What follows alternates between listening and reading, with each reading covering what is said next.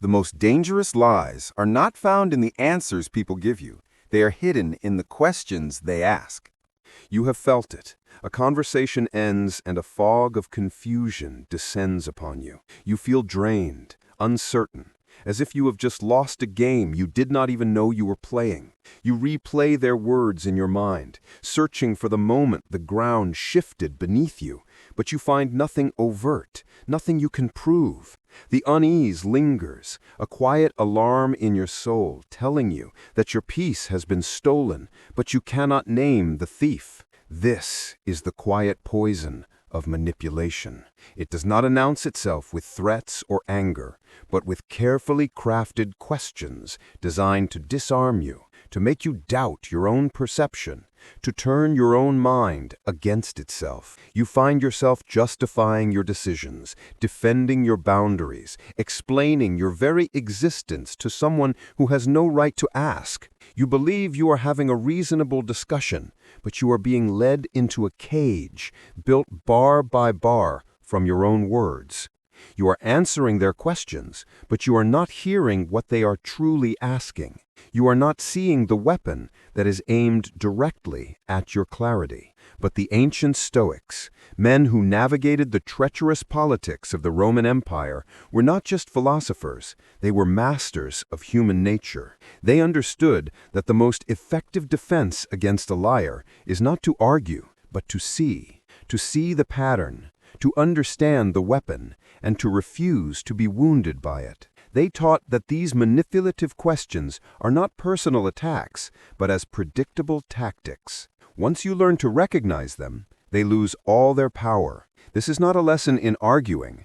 This is a lesson in seeing through the fog. Let us begin by dragging the first of these weapons into the light. The ancient Stoics were not naive idealists. They were masters of human nature who navigated the treacherous politics of the Roman Empire. They understood that the most effective defense against a liar is not to argue, but to see the pattern, to understand the weapon, and to refuse to be wounded by it. They taught that these manipulative questions are not personal attacks, but as predictable tactics. Once you learn to recognize them, they lose all their power. This is not a lesson in arguing. This is a lesson in seeing through the fog. Let us begin by dragging the first of these weapons into the light. The first question: why are you being so sensitive? This is the foundational weapon of the gaslighter.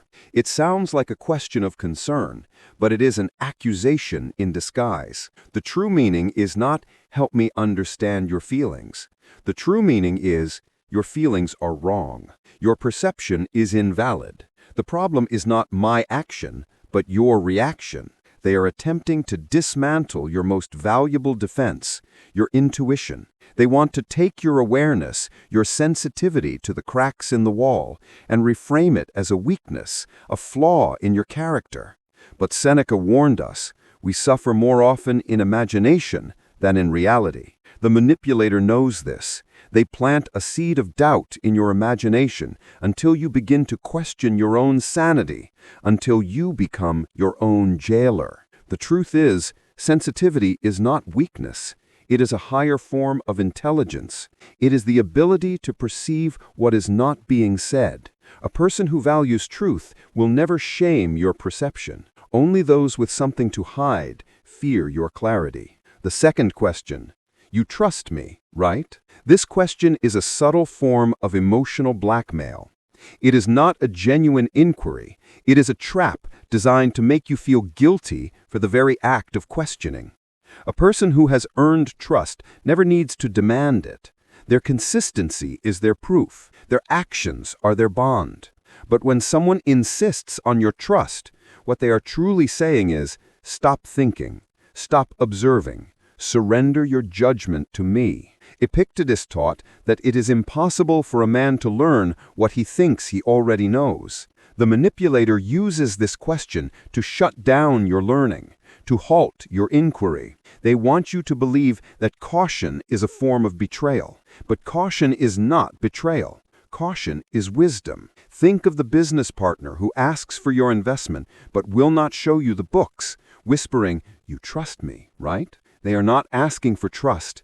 they are demanding blindness. And the third, most aggressive question, are you accusing me of something? This is not a question. It is a shield and a sword. The moment you raise a valid concern or point out an inconsistency, this question is deployed to flip the entire dynamic of the conversation. It is a tactical counterattack. Suddenly, you are no longer an observer seeking clarity. You are the aggressor, the villain who has made a baseless accusation. The spotlight is immediately taken off their questionable behavior and turned into a burning interrogation of your motives. This forces you onto the defensive. You rush to explain, to soften your words, to apologize. No, that's not what I meant. And in that moment of retreat, you have surrendered your power. You have allowed them to make your search for truth into a crime. The fourth question is poison, wrapped in velvet. Would I ever lie to you? It sounds tender, almost wounded, as if you have insulted them simply by doubting anything. But ask yourself this: why would someone need to ask such a question unless they already sensed you were close to the truth? This is not a question. It is theater. It is a performance designed to paint them as noble and you as cruel for even imagining otherwise. It is not about honesty. It is about guilt. Because if they can make you feel guilty for doubting, you will stop asking. You will silence your instincts. But the Stoics remind us that truth never is offended by scrutiny. A person of integrity does not need to convince you they are incapable of lying. Their actions are their proof. And the fifth, final question is the liar's last resort. Can't we just move on? This is the desperation play. When denial and distraction have failed, they turn to exhaustion. On the surface, it sounds like a plea for peace, for closure. But look deeper. It is not about resolution. It is about escape. What they are truly saying is, I do not want accountability. I just need you to be too tired to keep digging. And that is how many lies survive, not because the liar outsmarts the truth, but because the truth seeker grows weary. But for a Stoic, truth has no expiration date. It does not fade just because someone finds it inconvenient. To see these questions is the diagnosis. Now comes the therapy. The cure is not to become an attacker, but to become an immovable object. Your defense is a two-step practice. First, the moment you hear one of these questions, you will practice the internal pause. Do not react. Do not defend. For 2 full seconds, you will simply breathe and mentally label the tactic you have just witnessed. This is the guilt induction, or this is the exhaustion play. This simple act of labeling creates a space between their weapon and your mind. It turns you from a participant into an observer.